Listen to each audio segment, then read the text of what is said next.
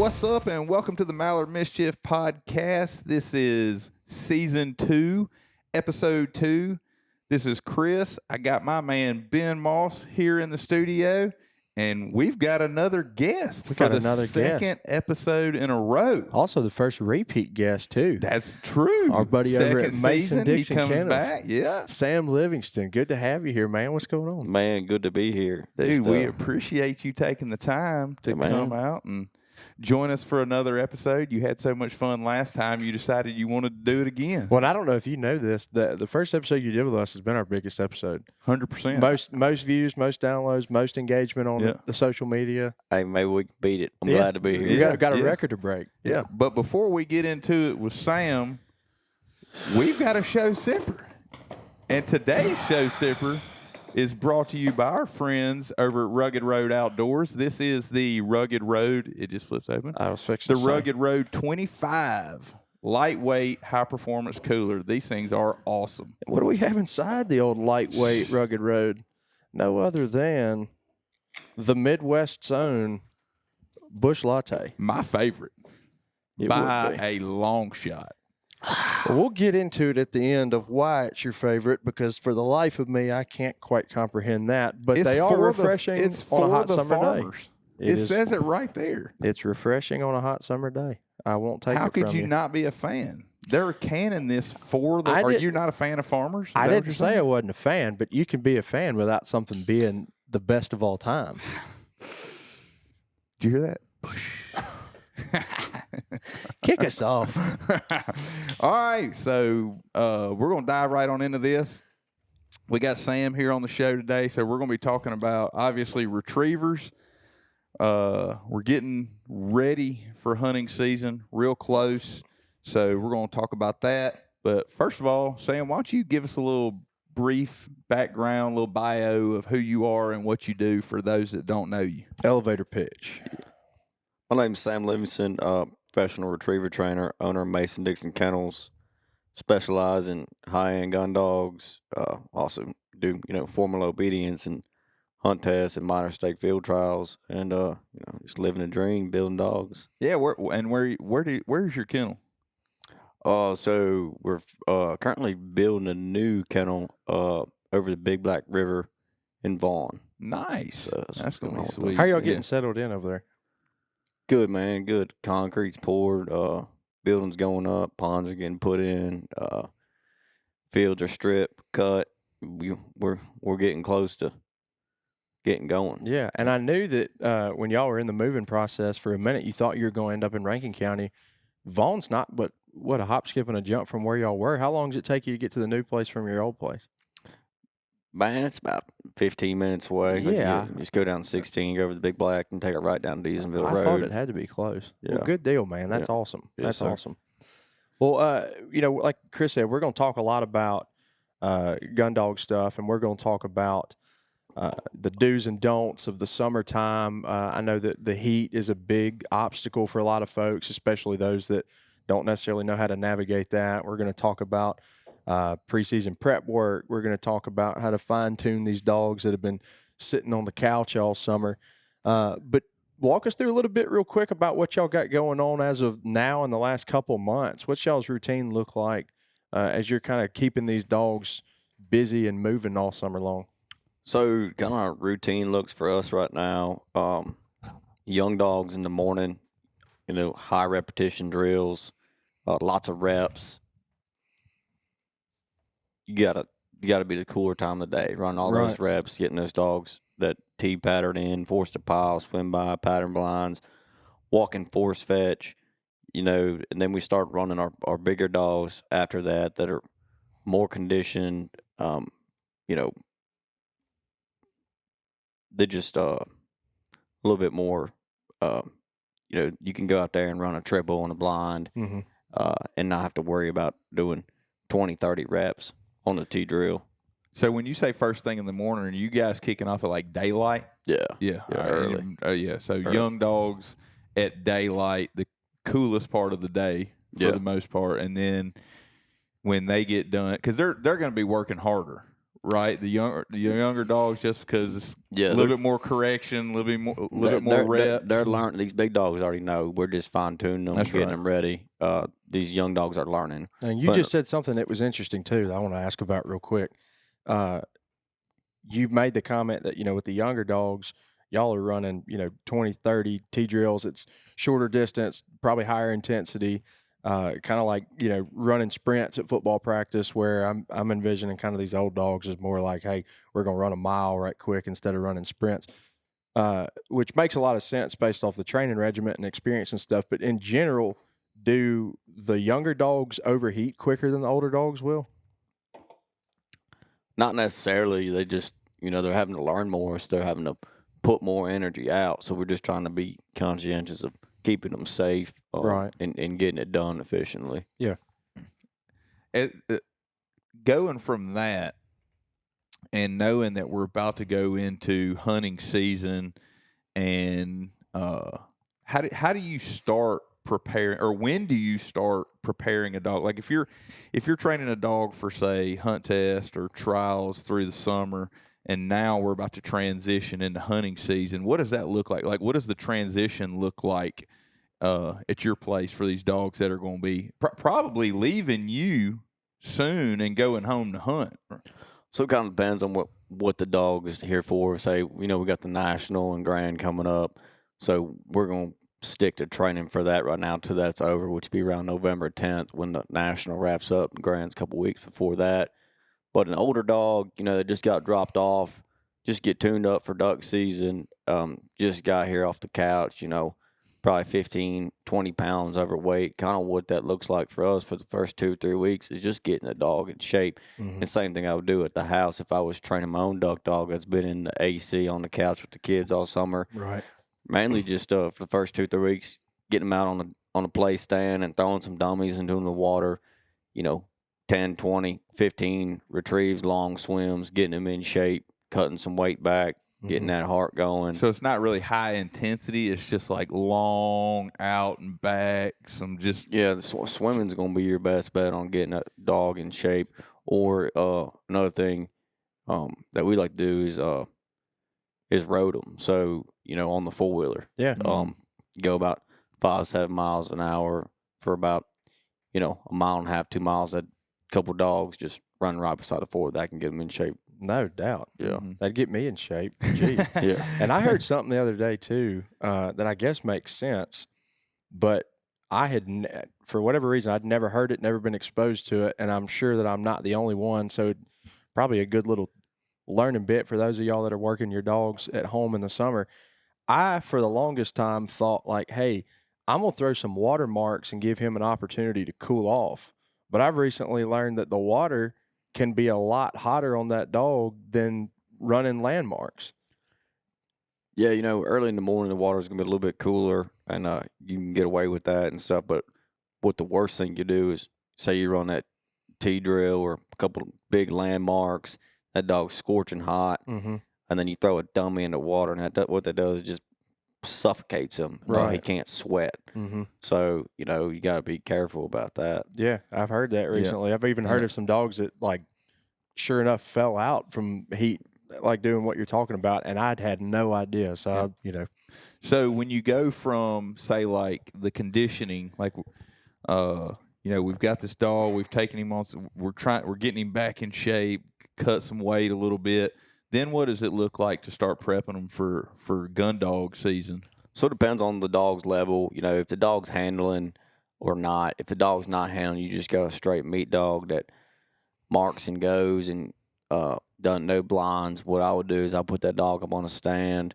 If you don't have a launcher or something like that, just put the dog to your side about 5-10 yards on the play stand. Go somewhere where you can shoot poppers or dove load. And go, hey, bird coming, bird, hey, boom, boom, boom, boom, boom. Let out 3 shells. The dog jumps off the stand. No, here, place. Dog's collar condition, give it a little pressure, get back on there. Really working steadiness. Like I said, make it exciting.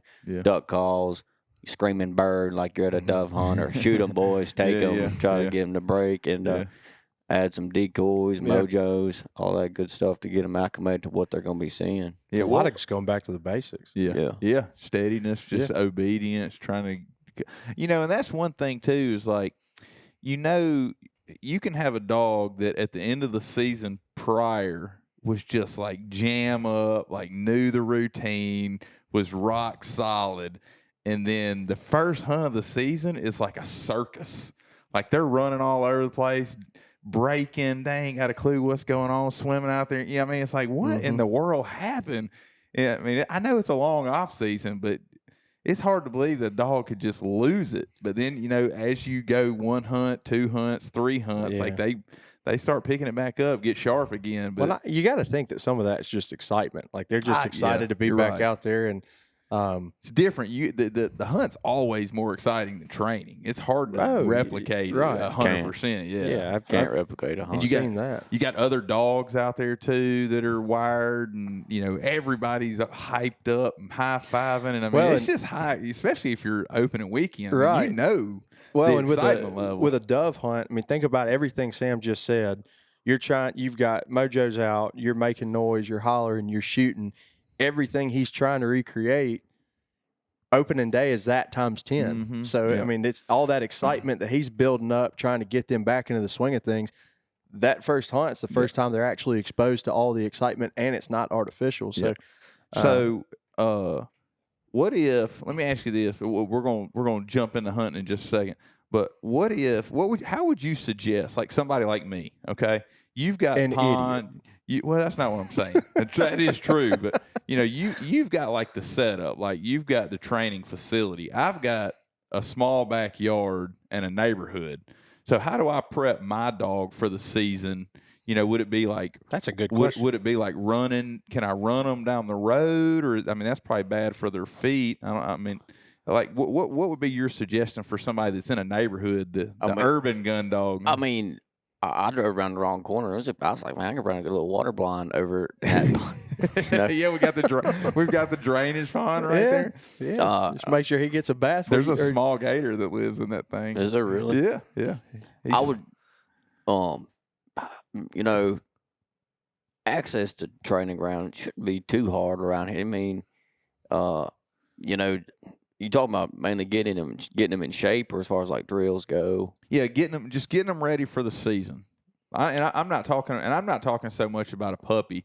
I'm talking about like you've got, say, a 3-4-year-old dog. It's had a season or 2 under its belt, but it's been, like you said, it's been in its off season. It's been home laying around with the kids. But now, I know I'm gonna be hunting in a month or whatever. We got a trip to North Dakota coming up. I want my dog to be in shape. What do I do? Well, and I'll add to that because I know where you're coming from. You're thinking in context of like where we're currently sitting, how easy would it be to access something? But we got people listening. What if you live in an apartment? Like I'm thinking about my brother who listens. He's in Nashville. He doesn't have a yard, and he doesn't have access to land, but maybe a dog park. So on a smaller scale, how do you get that dog primed up?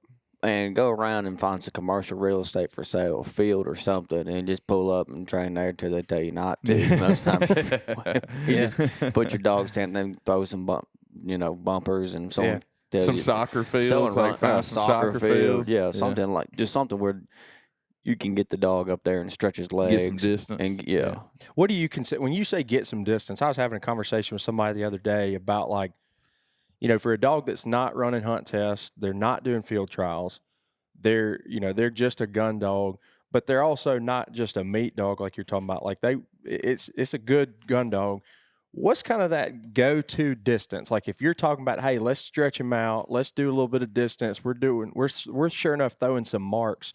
What distance pops into your head for that?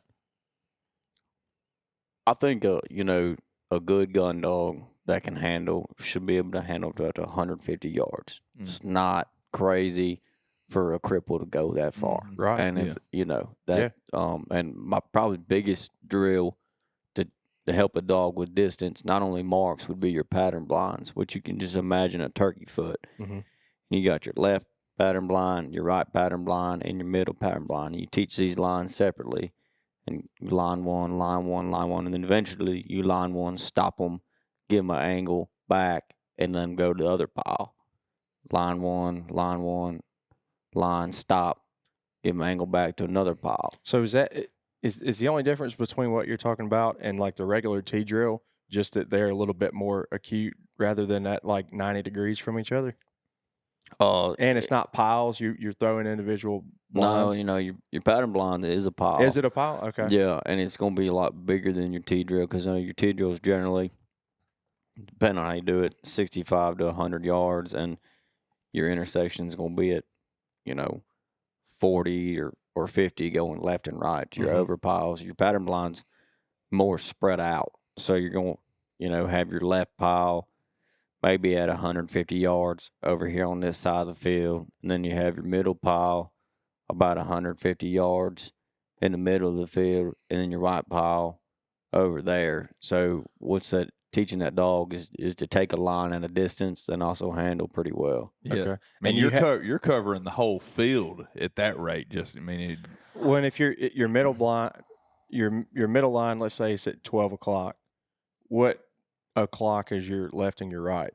Like, whereas in the T drill, what I was saying is, you've got like 3 o'clock and 9 o'clock, but it doesn't sound like you're at as steep of an angle with your placement. I probably over-exaggerated on how far these are over in the field. I mean, if you look at my pattern blind field, you would say your middle pile is at 12 o'clock. Mm-hmm. Your right pile's at 3, 4, and then your left pile's at around 9. Okay, so it is pretty similar spacing-wise. It's just farther out. Okay. Yeah. And then a lot of people do, like, some people do 5 legs. So have, 5 lines, and they'll kind of have, like, the first one and the fifth one will be a little bit shorter so you can work on suction. Yeah. Is there any particular way when you're introducing those lines, any particular order that you run them in, or when you start introducing more than one, any order that you send the lines on? So let's back this up because some people might not understand where this dog's at in training. So at this point, this dog's gone through force fetch, force to pile, T drill, and then we go into your pattern blinds. So on your pattern blind, you're going to have about 5 to 8 bumpers at each pile. Mm-hmm. You're going to teach your 2 outliers first, your left one and right one. Teach one a day. So I got Hank here. We're going to go teach his first pattern blind. This is how I'm going to do it. I'm going to go out there with Hank. I'm going to have 8 bumpers. I'm going to walk out there 50 yards away from the pile. I'm either going to use a white pole or a white pole with a white bucket on top, very visible, clean grass, pretty, not much factors. Yeah, it's not a lot of obstacles. No distractions. Or make the dog sit 50 yards away from the pile, go out there, hey, throw one, each individually bumper at the pile, walk back to the dog, back, good. As the dog's going back, you start receding a little bit, about 25 yards, make the dog sit. I'm going to give that dog a left straight verbal back and a remote sit, meaning the dog's looking at me, okay? Mm-hmm. Hank goes and gets it, comes back. Now we're at 75. Heel side send, dead bird, good, back. Goes out there and lines it. Mm-hmm. As he's going out there, I recede back another 25 yards, so I'm at 100. Mm-hmm. I'm going to do a right remote back, good. Hank goes out there and gets it. I stay at 100, dead bird, right there, good, back. Work my way all the way back to, you don't have to do it 150. That's the way I do it. Yeah. You do it 100, 125, and then you line it You're sending from a heel and whistle sitting him as you're walking away from him? Or did I miss something? I'm combining heel side and remote side send. So remote side send. Okay. No, I'm with you now. Dog's looking at you. Right. So I'm not stopped on the first day when I'm teaching there these are lines. No whistle sets. Unless the dog starts veering way off and but they shouldn't do that at that point. Okay. So you're starting at 50 yards with a remote send. Heel side send. Starting with heel side. Then you're going remote send. At 75. And then back to up 100 heel side. Back to 125 remote. And just alternating left backs and right backs until you get to 150. And then I'll come out the next day. I'll make the dog sit at 150. I'll walk out there with the pile of bumpers in my hand. Hey. Throw them to the pile. I'm about 10 yards to the left or right of the pile. I'm not standing right out where the dog can't see it. Walk back. Good. Dead bird. Right there. Good. Back. Good. Hank goes out there and lines it. All right, let's work on the right one.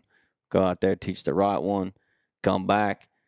line the left one again to end the session. Okay, day 3, I come back, line the left one, line the right one, come back, teach the middle one. Okay, come back at the end of the session, back the left one, back at the right one, back at the middle one. Day 4, some of them take, now, don't get me wrong, some dogs might take 5, 6, 7, 8, 9, 10 Right. days. You're talking about ideals. Right. Yeah. A real good, fast learner, I've seen them pick it up in 3 days. Some, not saying a great dog might not take 10 days to pick it up, but once they're lining consecutively on these pattern blinds, kind of like, I don't like, you don't want to blow your whistle every time you send the dog, because that's going to create popping, which means when the dog turns around on his own when you're not blowing the whistle. So rule of thumb is line, line, line, back, tweet, change direction to another pile, come back, line, maybe line again, back, tweet, change another way of direction to another pile. And what this is doing is it's build momentum in your blinds, distance, and it's showing control, and you're really starting, it's kind of your path work and your footsteps to really run a cold blind. Right. All right. I got a couple questions. I'm sure you do too. My first question is, when talking about, hey, good dog's going to catch on 3-4 days. Some other dogs, it may take 10 days. What are you looking for in a single training session to know he's got it, we're moving on? In this particular drill, or just in general? Well, I guess both. Give me the general answer, but then talk about, like, hey, specifically in this drill, once I see this, this, and this, we're moving on. Or if I see this and this, but he's still missing this, we're going to stay where we're at and come back the next day to the same thing. I'm looking for confidence and momentum. Okay. And no hiccups. Dog go out there and be confident in doing it correctly, and I can challenge him, and he's still getting it. I'm like, all right, we're good. We can move on. If the dogs, you say, I line that dog in the left pile, send him back, stop him about 65 yards, give him a right angle back to go to the middle pile, and that dog kind of takes a little bit and then starts fading back to that left pile, tweet, right angle back, kind of hacks it up, getting to that middle pile. He's got a little bit more time on pattern blinds. And sometimes, even once you successfully gone through the T drill and go to your pattern blinds, and they line everything, and then you start stopping them and trying to give them those angle backs, they might look at you like you're Chinese or something, and you might have to, I've had dogs where I've had to go out there, sit them at the middle pile, and teach angle backs in the drill itself, where I make the dog sit halfway on that line, walk all the way over to the right pile, throw bumpers, and go back to home plate and give that angle back. And I might have to do the same thing to the left side just to help paint the picture, My other question, and then I'm sure, like I said, I'm sure you got some, Chris. You mentioned popping, and you talked about how to try and prevent popping. Yeah. What happens when you're already starting to see it? What's the course of action to correct that as quick as you can? So, there's kind of 2 ways to go about popping. If it's kind of minute and just kind of happens, nick back, just drive the dog. If it's a continued thing and you almost think the dog's thinking too much or almost being disrespectful to an extent, I would probably give them a little continuous pressure and call them back and resend them. It's kind of indirect pressure, but some dogs that'll pop, and they do it a lot more than enabling them with, okay, yeah, you popped, back, nick, back, versus giving them pressure, then calling them all the way back in.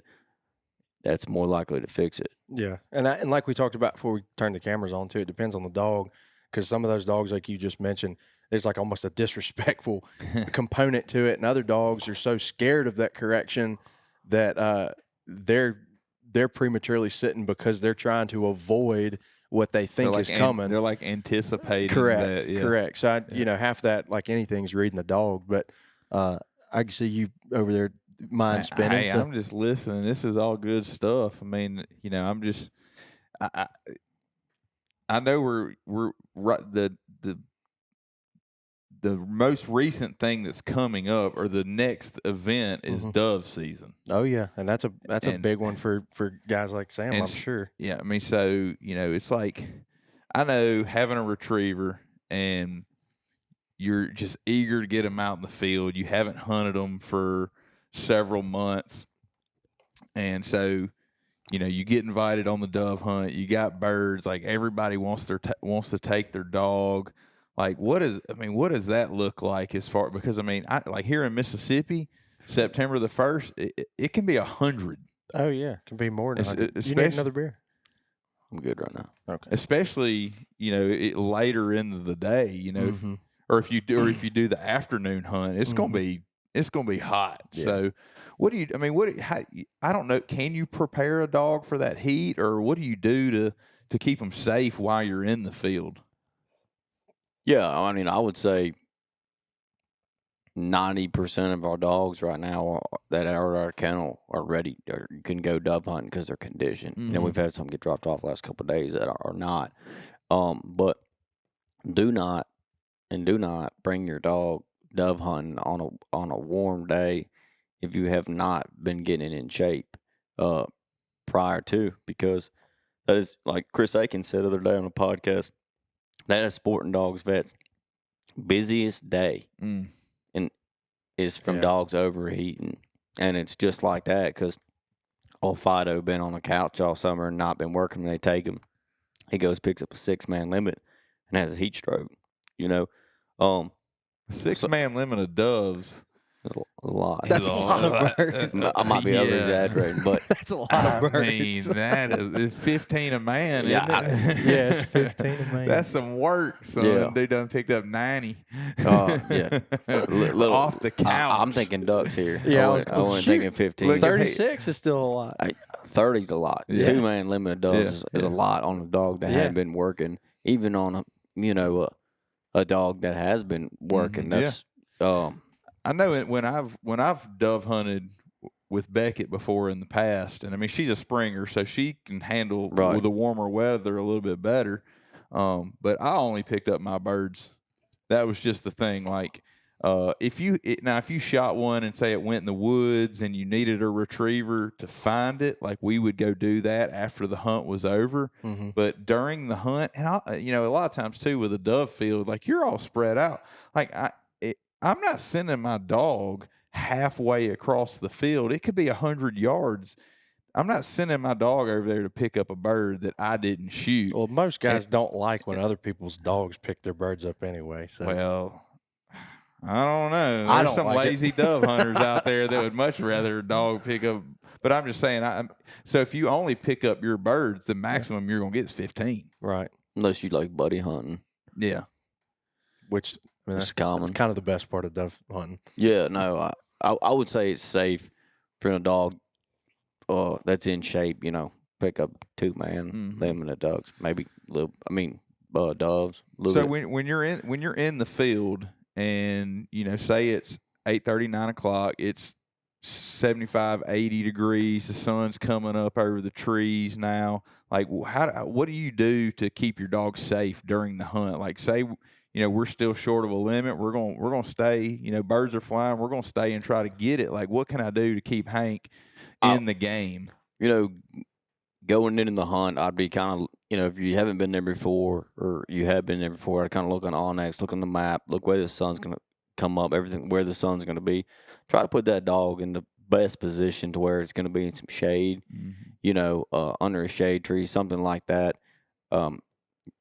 Especially for young dogs, I kind of usually like to keep them elevated, or kind of on either a place board or a place stand for their first couple hunts, because it's kind of a barrier to keep them from not breaking. Well, shooting too during dove season, you're liable to be sitting slapping an ant bed and not realize it too. Sure. I've had that happen. Yeah, don't throw your doves on the ground. Cause they'll definitely learn that one the hard way. But so are you carrying water out there? I'm not. A lot of these guys, got them fancy gunner water things, stuff like that. I just bring like a milk jug full of water and a dog bowl underneath the play stand, and definitely have water for your dog. Another thing you need to have in your dove bag, or just the dog training bag in general. And like we keep it I got it in my truck. I got it in the dog trailer. Is rubbing alcohol.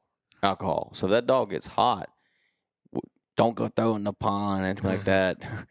Get rubbing alcohol and put it under its armpits, and then it's where his groin is, and squirt it all in there, and they go put the dog in the air condition. That's gonna bring that dog's.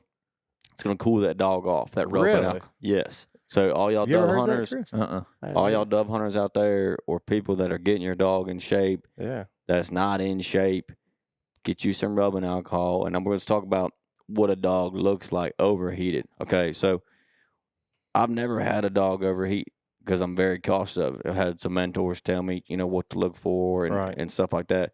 So if that dog comes back and that tongue is just heavy, just and hanging out, and it just looks thick and start to crack and dry, and it's not, when dogs are working, they come back, they lick their nose. If you ever watch a dog, they always come back and lick their nose.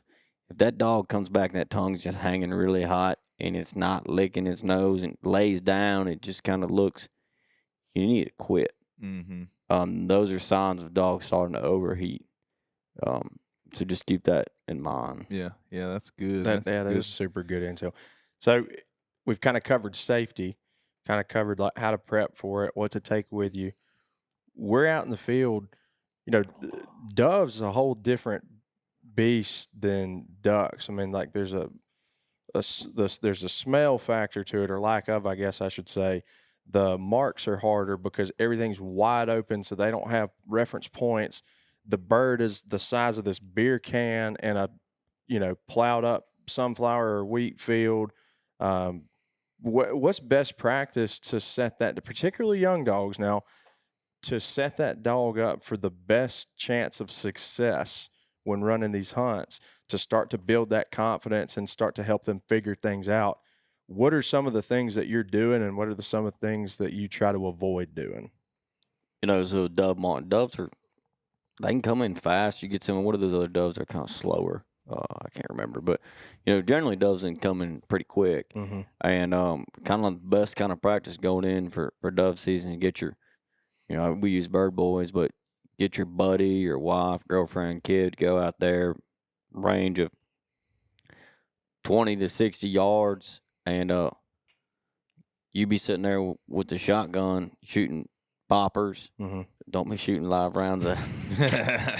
And I'd have them, throw it quick, angle in, throw it quick, angle back, both ways. So, you got a person standing there, they throw one left angle in, one left angle back. These are singles. One right angle back, one right angle in, one left flat, meaning straight, right, and then one right flat, and at different distances. So go out there and do you a session of 6 to 20 marks and kind of move around the field. Start at first base, second, third base, and throw those 5, 6 marks between 20 and 60 yards, and I'd kind of throw them quick. If your dog can handle, and what I would do is I'd maybe have you a couple blinds planted and throw that mark, run a blind, shoot a mark, run a blind, shoot a mark, run a blind. If your dog can't handle, just do some marks. Let me ask you this. All right, I got a puppy, and hunting season's coming, and I want to, I'm dying to get this puppy out in the field. Right. When can I take it hunting? I'm asking that question because I feel like it's a question that needs to be asked. You're asking that question because you got a puppy in there and you want to know if you can carry him on September 1st. Oh, no, no chance. I know. You couldn't pay me to take my dog September 1st. You said you may not even duck hunt. No, she's not. Look, I'm playing the long game. I know. But I know. I'm asking this because I've hunted with dogs that I don't think were ready to hunt. I have to. And so, in your opinion, and I'm not talking about just dove season. I'm talking about at what level of training is it? Can I get my dog some action? At least have the dog obedience and force fetched, and to where it's steady. On the other hand, I want to hunt my dogs till they're 2 years old. Yeah. You know, you want them finished. I want them basically. finished. I don't want to be going back and fixing bad habits and Right, pulling my hair out in the duck blind. I'm like, why? What am I doing? Right. But you know, just at least have that dog steady, and to where the dog's delivering the hand, not dropping it, coming back on that place board, and knows here. Mm-hmm. You know, because a lot of dogs don't even. You go out there, don't even know that. Right.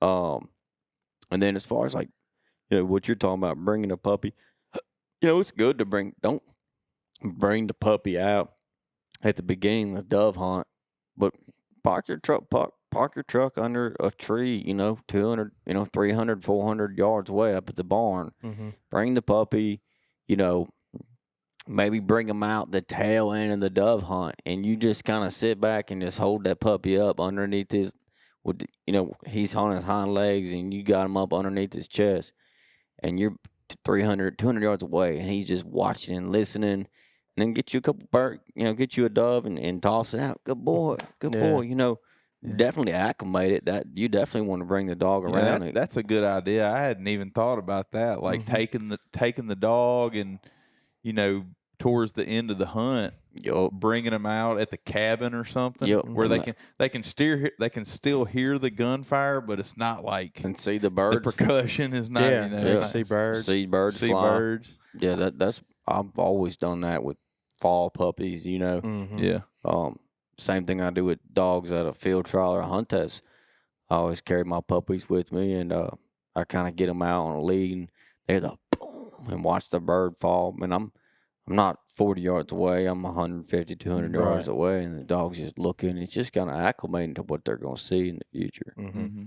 I got a question, too, that may be stupid, but you know how sometimes you're listening to something, you're playing it out in your head, and you're going, I don't know how this would actually play out.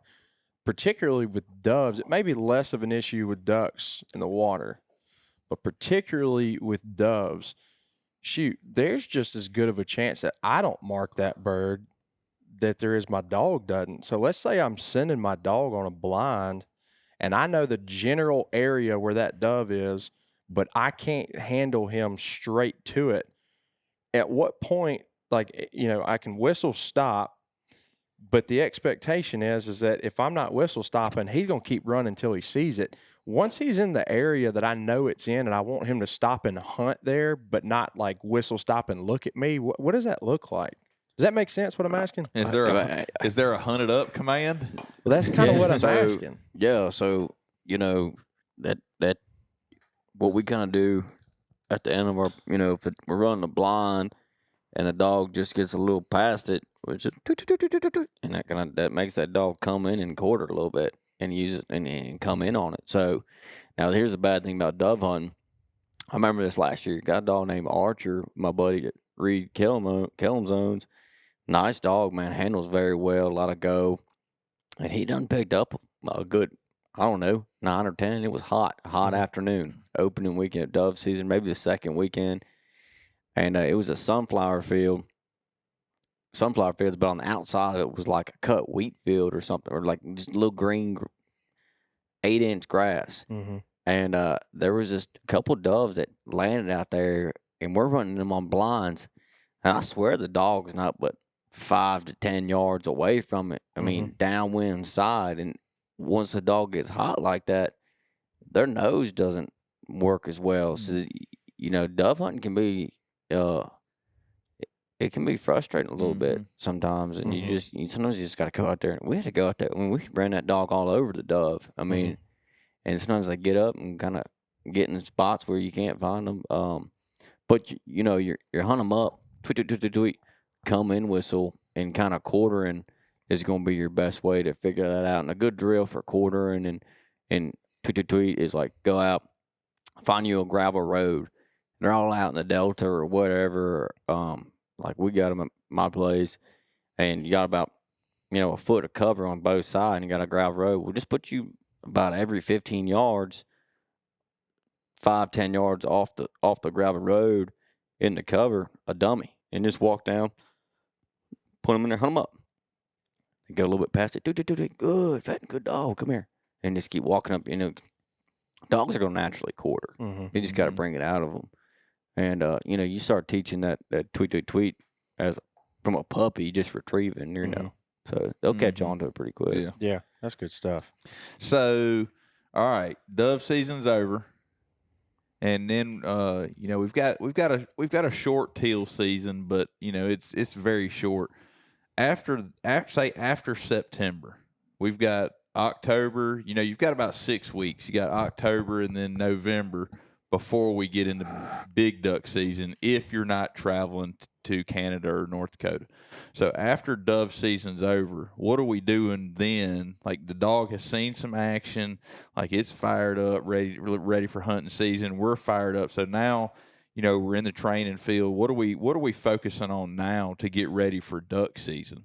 We're going to be focusing on getting running dogs through decoys, getting ducks in the decoys, and the ability to run a blind past the spread. Because you're going to see a lot of good dogs, young dogs that went through training, did maybe 6 or 9 months of training, go hunting the first hunt. Watch what they do. They're going to like that decoy spread, that big decoy spread out of a rice field or in a big timber hole. It's going to be like a wall if you don't work on it. They're not going to want to get out of it because that's where you're shooting 75% of the ducks. But don't give me, y'all know just as much as me, you're going to have some of them go way past it on the other side of the levee or whatever. And, I mean, yeah, you can go get them, but it'd be nice to have a dog to go get it for you. For sure. That's So, what it's there for. And you can do that on land. Like you can do it on land or water. All right, so when you're training that, like if you're at the soccer field, you're putting out decoys in the soccer field, throwing bumpers over the decoy spread, sending the dog through the decoys, making the retrieve come back. What I would do if I was, you're kind of your easiest training setup, I'd go get you a pack of silhouettes. 2 dozen silhouettes. They're easy. Put them in a bag, take them with you, put them right out, pick them right back up. I'd kind of put you 12 over here and 12 over here, kind of spread out. And probably when I first get out there with the dog and say the soccer field, I'd go out there and put me a white pole, maybe 125 yards out there, way past the spread.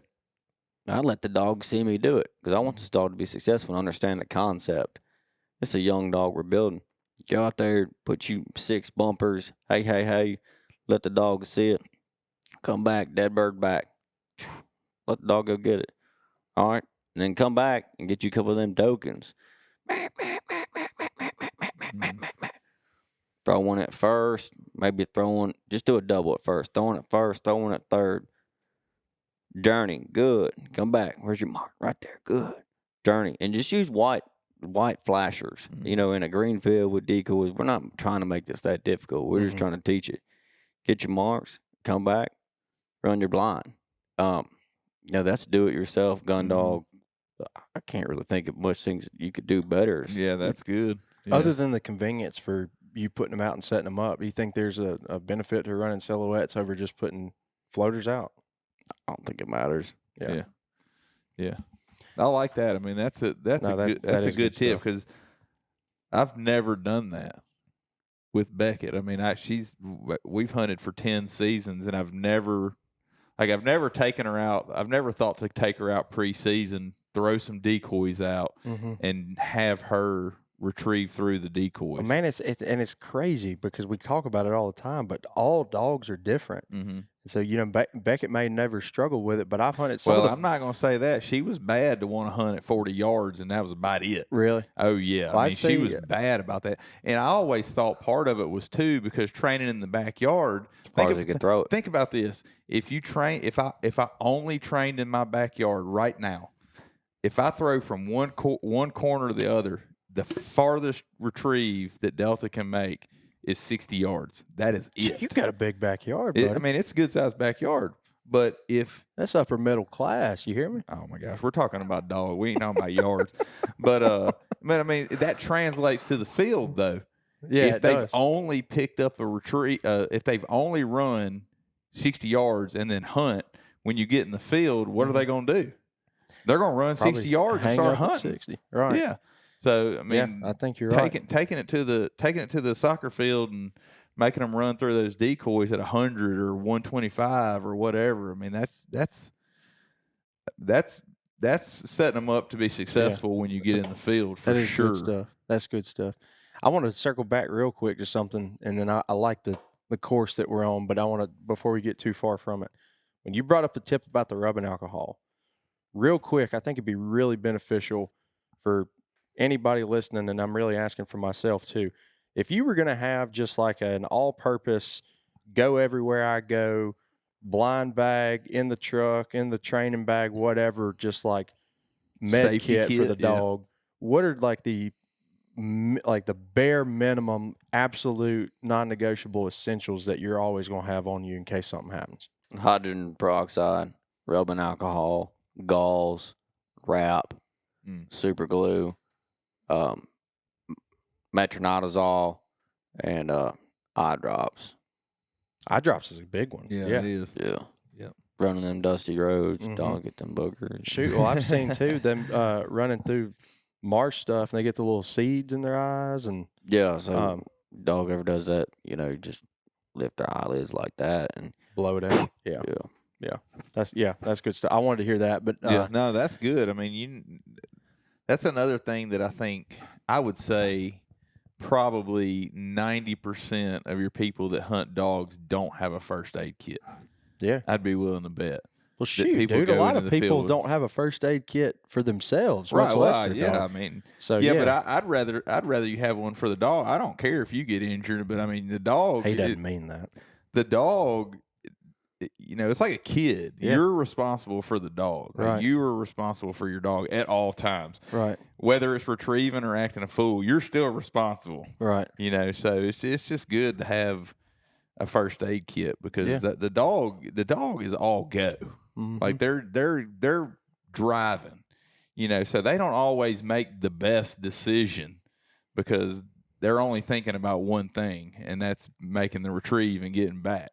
A lot of them will run themselves dead. Mm-hmm. You are their coach. Yeah. Man, I watched this one time. We were hunting, and Beckett, she's a Springer, so not the best cold weather dog, but we were at Muscadine WMA. This has been a long time ago, and it was like a draw hunt we had in January. It was snowing, crazy ice on the water. They had opened the pumps, the only reason we could hunt out there, and man, we got into them like we were waxing them. And she went out, made a retrieve, came back. I sent her back out immediately on a double, came back, and like she got back to the ground, and it was like her back legs weren't working anymore. And I was just like, oh my, like I didn't know what to do. This is my first dog ever. She's like 2 years old. Mhm. Like, so all I could do was like, I just picked her up and started running back to the truck, get her in the truck, cut the heat on, try to thaw her out. I had some food. So she got kind of thawed out, started, acting like a dog again. And she ate her food, and I was like, all right, well, she's in good shape. So I left her in the truck with it running. We went back and finished our limit with no dog. But I mean, that cold, it's like you got to watch out for your dog. Like, we were talking about the heat exhaustion. You got to keep an eye on them. Hypothermia. Hypothermia, heat stroke, man, all that stuff. You're responsible for your dog. So having that first aid kit that's 100%. If you're gonna be a dog handler, then you should take. Then Don't be an idiot. Yeah, that's right. You got to take care of your dog, and there's a lot of. Never mind, but yeah, you got to take care of your dog if you're gonna be a dog handler. Me and Sam hunted last year, and it was so cold. Remember, we had to put the dogs by the buddy heater. Yeah. Just so that we were like, hey, just to be sure. Like, it was cold. Well, we're talking. So we've been talking about hot weather, all right, and we're preparing for duck season.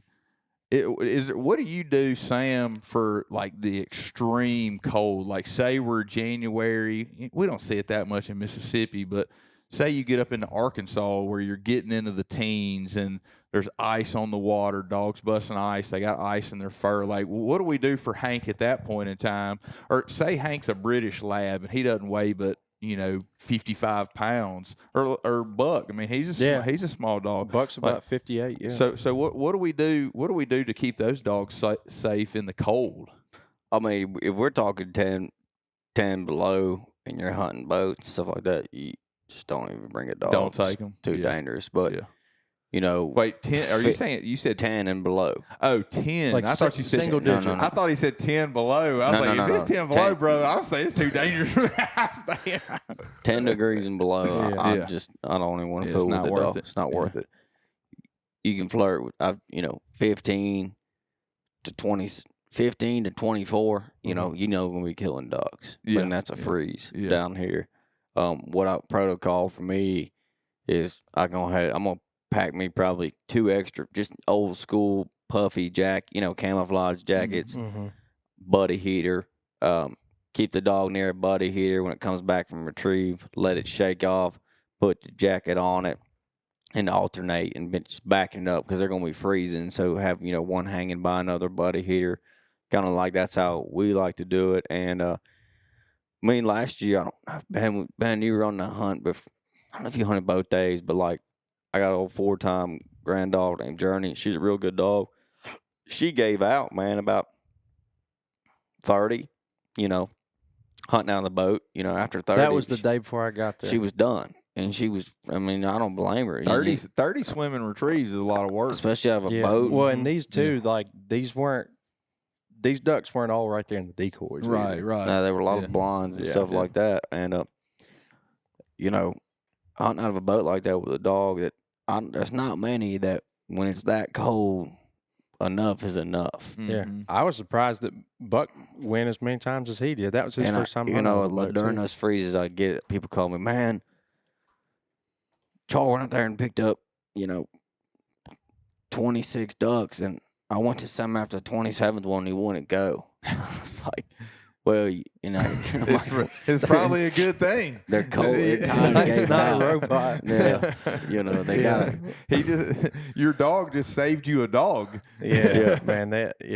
And that particular weekend was absolutely cold. Hey, like you said, if you're gonna be a dog handler, don't be an idiot. Right. I mean, watch your dog, man. Watch your dog. You got the pride. At some point in time, you got to take the pride out of it. If it's too, you gotta pay attention to your dog and know when enough is enough.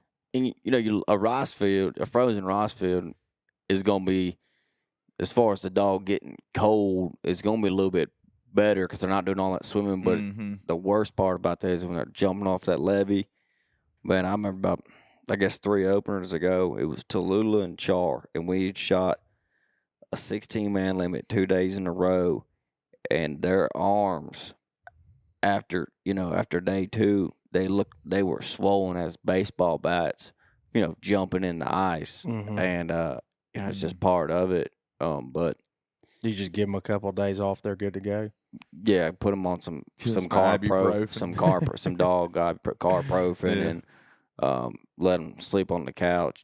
Best if you could alternate. If you have 2 dogs, alternate them. But I was talking about lunging water and cold water versus swimming water. It's not as, when they're in that water and they're swimming, they're completely submerged. I think it's more on the dog taken out of it rather than lunging. Yeah. So just kind of, if you got a real cold hunt, like a running water, it's going to be a little bit better on the dog than swimming water.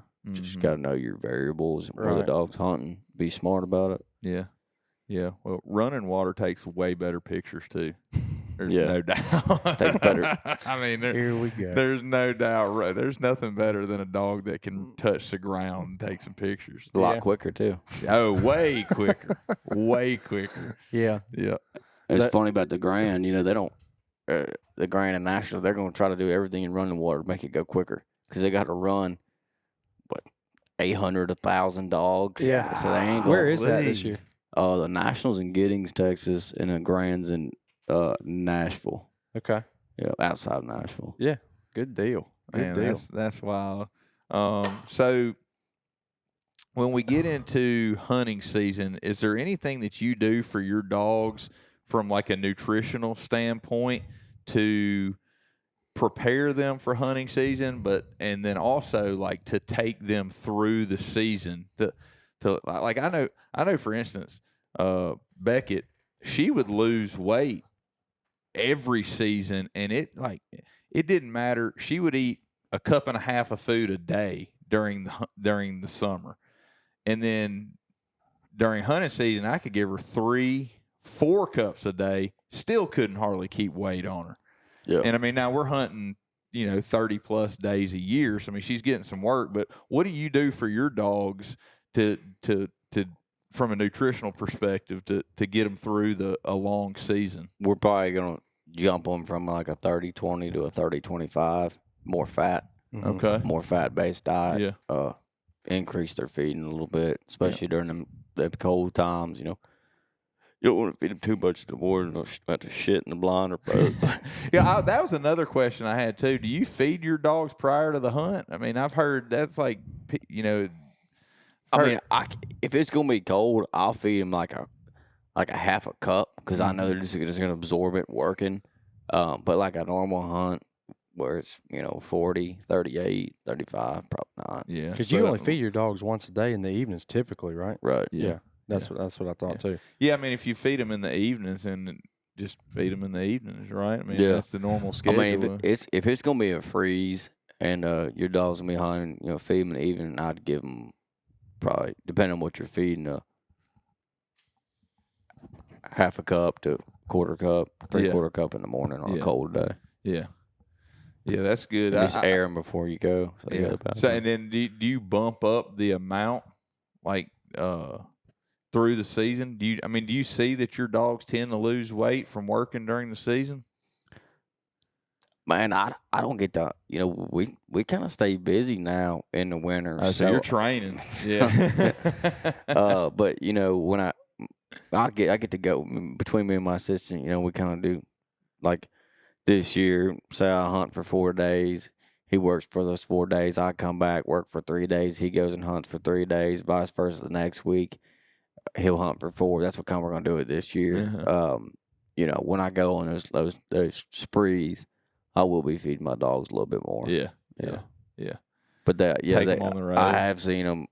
We've gone out in Nebraska, North Dakota, Kansas, Oklahoma. Long trips up in Northeast Arkansas, and to definitely lose weight. Well, that's another thing It's to kind talk of about too. inevitable, man.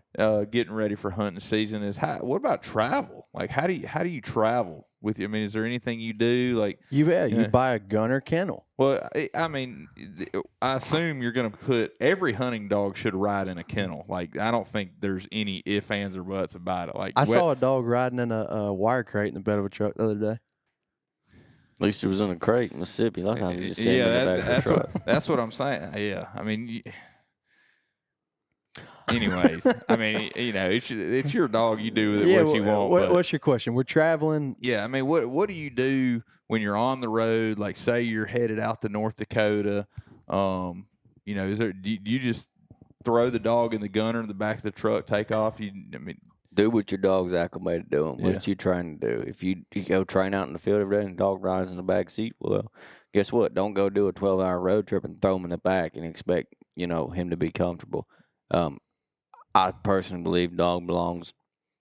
I say that my dog Grizzly comes back from work every day in my back seat, but he spent a lot of years in a gunner kennel. Yeah. So he's just 9 years old now. But I'm a pretty firm believer on dog training out of a kennel and going back in a kennel, harsh conditions. Make sure you have the proper equipment. If you got a Rufflin or one of those pet makes, make sure you got a cover for it, or you got the gunner, weather tech. What are they called? They got the all weather kit for the windows, and then they've got an all weather door for the front. But really, they say on the gunners, you don't need the all weather door unless it's like sure enough. Yeah, no, just make sure covering up those vents on the top and sides from snow and rain. But I would say I've seen dogs pick up big lemons in frigid weather.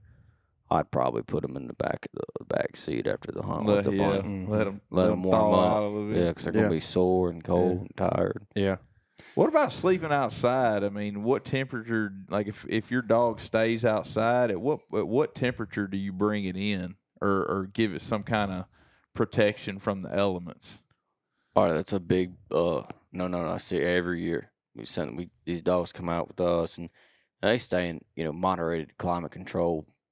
Fan. If it's not air conditioning, it's fans under shade, whatever. But what you don't want to do with these dogs is, get them from your trainer in October and then come home and it sleeps in the house every night. And then it's kind of shocked when it gets in that cold water. I believe that those dogs need to be out in the weather and the conditions, getting used to it. Now, I'm not saying put the dog in the middle of the yard with, but I think the dog should sleep in its kennel in the garage and acclimate to the weather.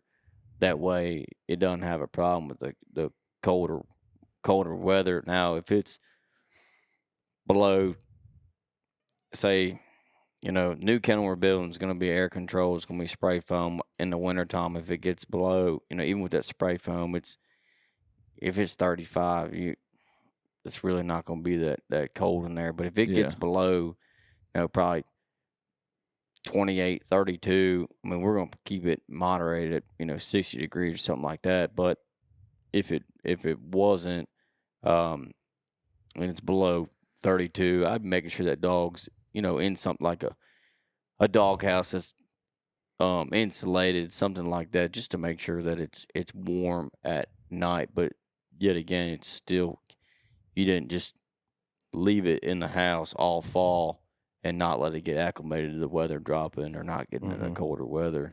Yeah. Yeah, the dog sleeps in your bed, and then you drive to Arkansas and stick it out in the kennel, and it's 28 degrees that night. You just leave it out there. He gonna have a tough time. It happens. Oh, I know. It happens. Outside of that, what are some of the other biggest mistakes that you see rolling into duck season that guys are making with their dogs? New dogs or seasoned dogs? Man, some of the biggest mistakes probably I see with people hunting new dogs is they're expecting too much out of it. Sitting there, like the first couple hunts, they need to really be sitting back without a gun, helping that dog out, making sure he's not moving, not breaking. Maybe have a slip chain on it, making sure it's acting right on that stand.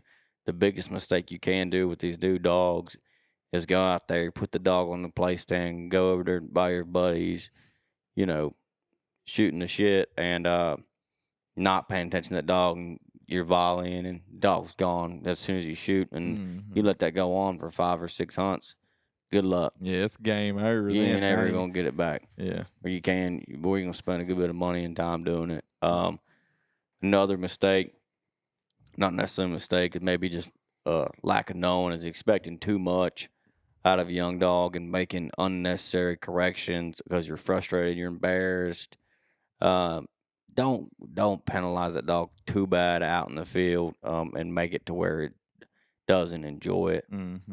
Remember, this is a teaching process, and it takes, dog can be completely trained and never hunted before, and it takes time to figure things out. Hunting, it's a different thing than training. So be patient.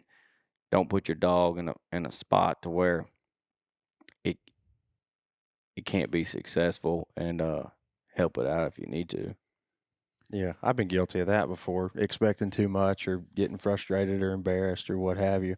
I think that's something everybody needs to remember for sure, especially with those newer dogs. I mean, I think anybody that's hunted with a dog has been embarrassed at some point in time. I mean, you got all your buddies sitting there watching, and you love your dog, so you talk them up like they're the greatest thing ever, and then they get out there and like, Well, sometimes it's harder if the dog is an actual stud, because then expectations are higher, and then it's easier to get let down.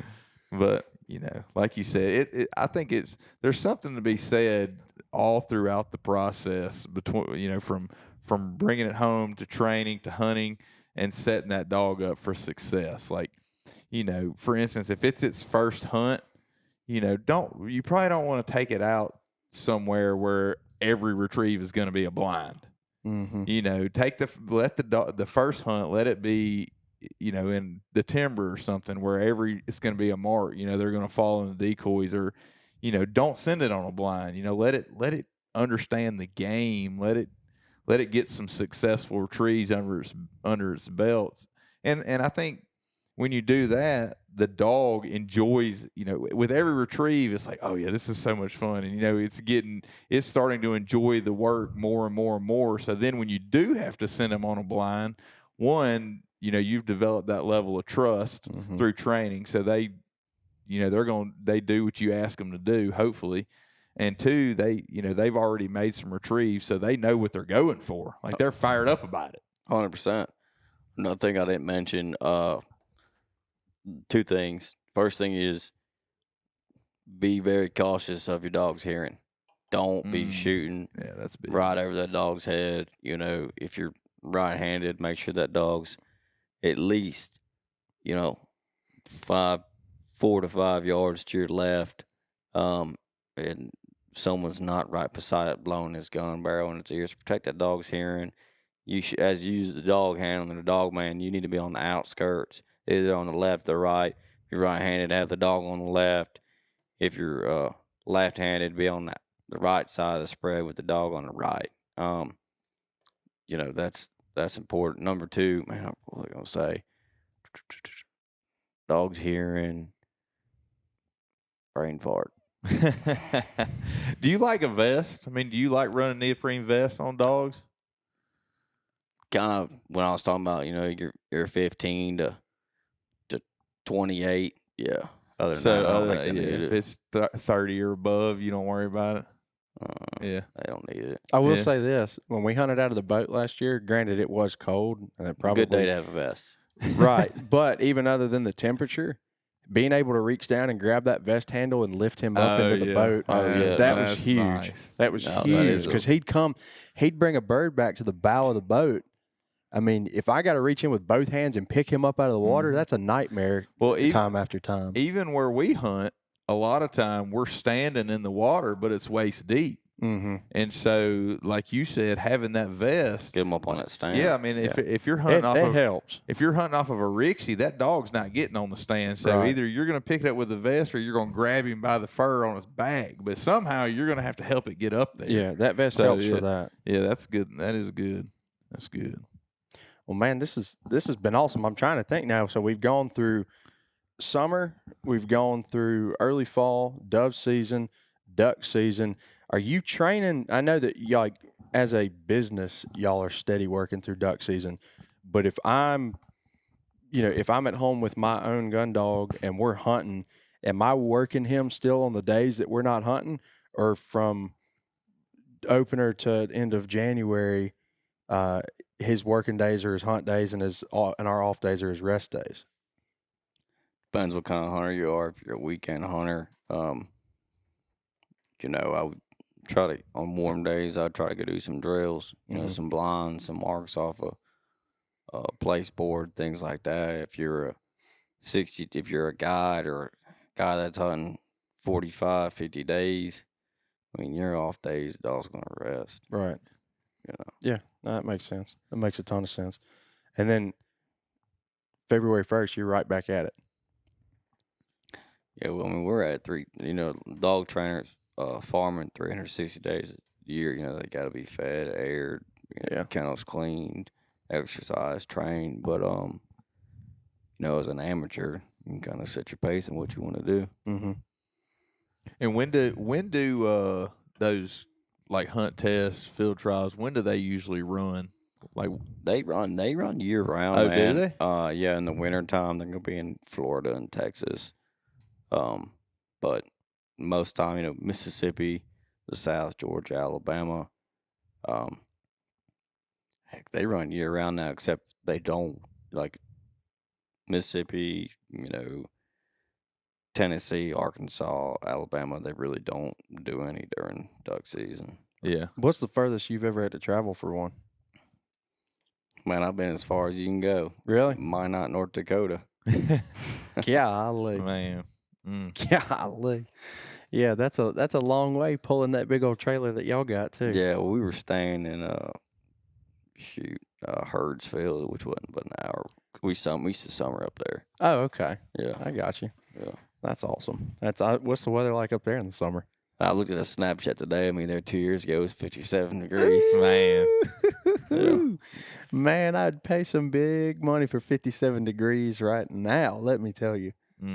Man, even when it's hot up there, it's not like the heat because they don't have the humidity. It's dry. Right. I was talking to somebody about it the other day, and I can't remember where they were from. They weren't from here. They were asking about the humidity, and they were like, "Yeah, well, where we're from, it's real hot, but it's a dry heat. It's like when you open the oven to check on something and that heat rolls out and hits you." I said, "Yeah, well, down here it's about like opening the dishwasher." Yeah.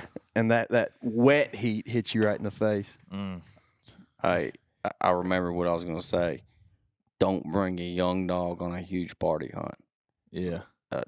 Excessive amount of guns. Start out 1 or 2 guns. I was going to say 4 or more. Is that excessive? It should be common sense, but it happens every year. Yeah. Yep.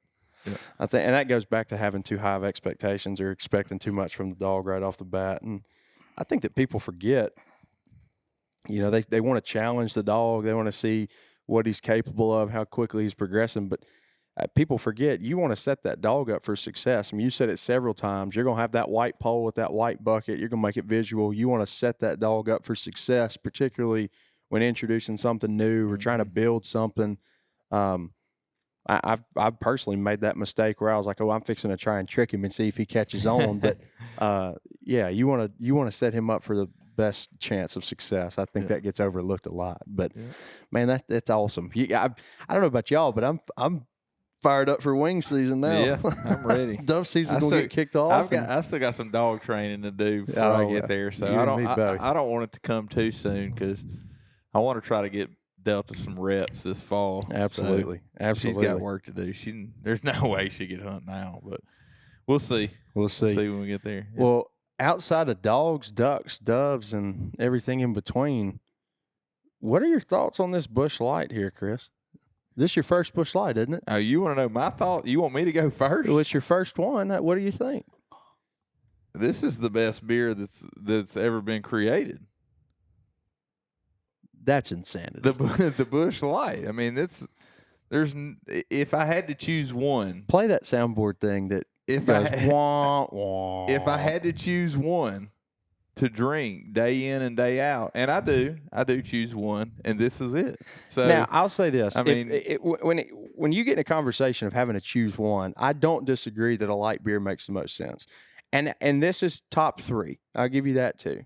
I'll take that's a compliment. No, top 3 light beers for sure. I don't think it's asinine to say that it's if you had to pick one. It's not my one, but it's a good light beer. Yeah, it's better than Michelob Ultra. It's better than Bud Light. It's better than Miller. Well, I didn't say that. You said that. Are you a Bush guy, Sam? I like it. It's not my favorite beer, but I drink the shit out of it. Yeah, that's kind of what.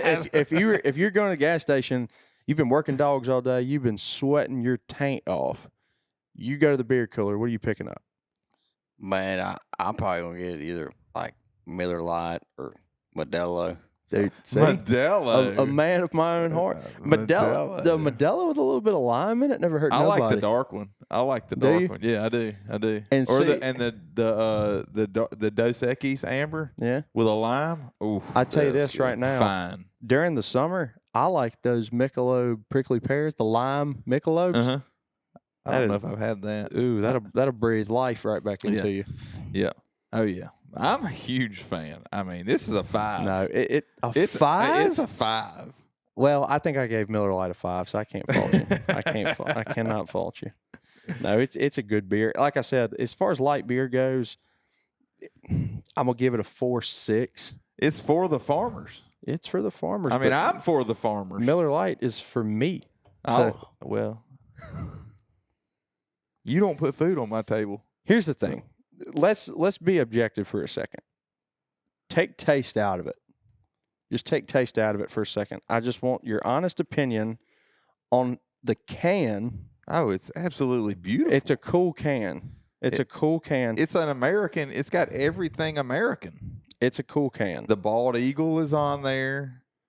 The Rocky Mountain. Who doesn't love the Rocky Mountains? Never seen them. We've got a tractor on there. There's a barn. a fence. I mean, that's a corn. I feel like I'm reading like a kindergartner's pop-up That's book. 100% America. Yeah, but Doesn't it turn to camo soon or something? Is that That- why? they did that's when it's for the hunters. They did like a DU edition where it was like the old school duck camo. Yeah. They do have cool can editions, but there's just something sexy about that white Miller Lite with the gold top. Just brings you back, man. I don't know. Maybe it's just hypnotic. I don't know what it is. They've got it figured out though. They're doing something right. A can does a lot. Even Natural Light started tasting better when they went back to their white retro can. Hey, nothing but wrong with Natural Light. Hey, I didn't say it was. a can. Well, I'm not gonna say that because I like draft beer. Yeah. But I would drink out of I buy cans over bottles. Do you really? I like a bottle. 100% of the time. I like a bottle better. 100% of the time I'm drinking cans. Yeah, I'm a can guy. I love a can. And you can't take bottles on the boat. Yeah, I was gonna say. If I'm on the boat, can't take bottles of the pool. Can't take them on the boat. I mean, I don't want to be regulated, so I just grab the can. I can take it anywhere. can take the can anywhere, including behind the steering wheel of his F-150. I wouldn't suggest that. Let me ask you this. You know this podcast goes out to the public, right? I'm talking about you. I'm talking about your behavior, not mine. What? Well, now I'm going to have to edit. What is it about the can that you like other than the regulation? What's inside of it? What they sell it in a bottle too, Bubba.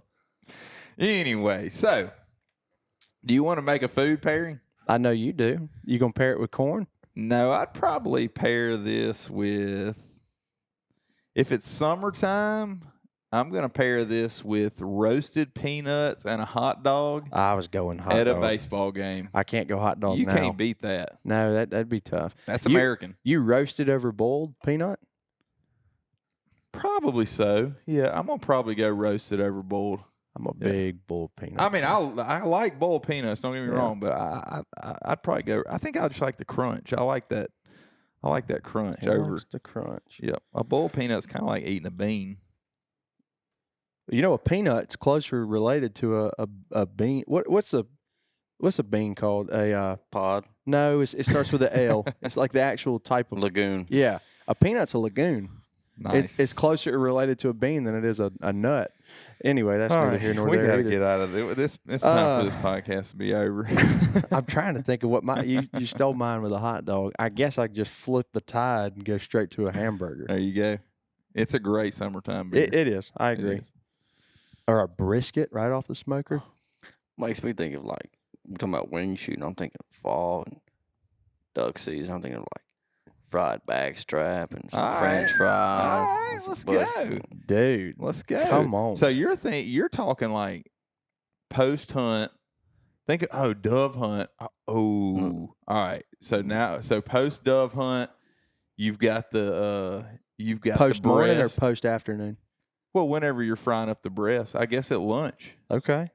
You've got the breast. Yeah, you're probably not gonna hunt the evening if you have too many bush lights, but anyways, for safety reasons, I would suggest not hunting the evening after having too many bush lights. Just leave your gun up and work the do dog. your thing.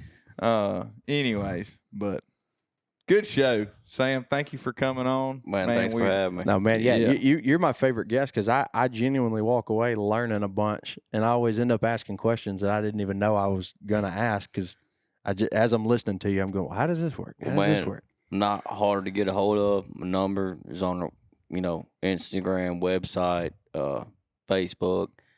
I'm glad to help anybody. Yeah, so man. just call me. That's awesome. Yeah, Thank you, buddy. I can say that from experience. He's gonna pick up the phone and he's gonna walk you through it. So, man, thanks for making time for us again. Yeah, man. Hopefully, we'll see how this one does. Hopefully, we beat the first one. We set a high bar though on that first one. We'll see. But this has been awesome. Thank you again, man. Man, no problem. Chris, roll us out. See ya.